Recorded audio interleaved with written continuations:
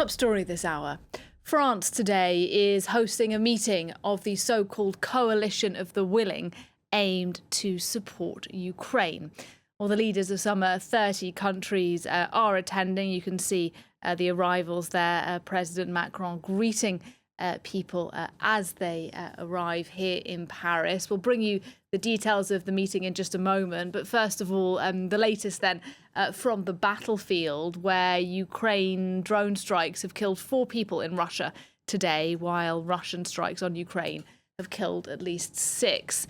Now, in the past weeks, Kyiv has been upping its retaliatory strikes on Russian territory, targeting oil refineries in particular, something that has triggered a shortage of fuel in Russia. Well, let's speak to Angela Diffley, then, our foreign affairs editor, about this meeting of the Coalition of the Willing. What's it all about today, Angela? Well, yeah, you saw some of the leaders arriving. There are kind of 35, 37 countries involved in this, not all of them in every bit of the coalition's activities. There is also today a European Union foreign ministers meeting at which they will also be discussing Ukraine more on the sanctions side of things. But this has been very much spearheaded by both Emmanuel Macron and the British Prime Minister, soon to be changed from Keir Starmer, but they have spearheaded this idea of getting together those countries, not just European countries, there's New Zealand, Australia, Canada, that are willing to help Ukraine.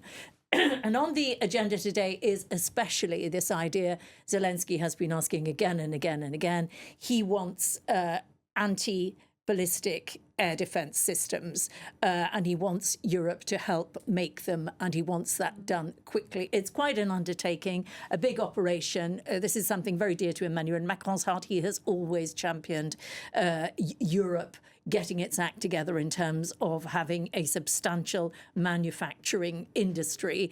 There are often struggles between which country should take leadership of projects, but this is something they will be trying to move forward with very quickly. Donald Trump last week at the NATO summit promised a license to produce US Patriot air defense missiles, but that's air defense systems, but that's going to take a long time to happen. The other thing that is important on today's agenda is the idea of boots on the ground.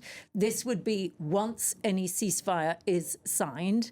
And Emmanuel Macron was talking today to the French army, the armed forces, the military, as is traditional, just before the 14th of July here in France, and spelling out very clearly, saying, make no mistake about it, Europe is prepared to spill blood in the defense of its freedom. Again, not all European countries are willing to send troops to guarantee Ukraine's security after any ceasefire. France, Britain, Spain have said quite firmly, yes, we would. Italy and Poland have declined to do so. A lot of countries are offering different kinds of support, but that is, of course, the key issue. Will you put boots on the ground? So that, again, is very important to Emmanuel Macron, to Volodymyr Zelensky.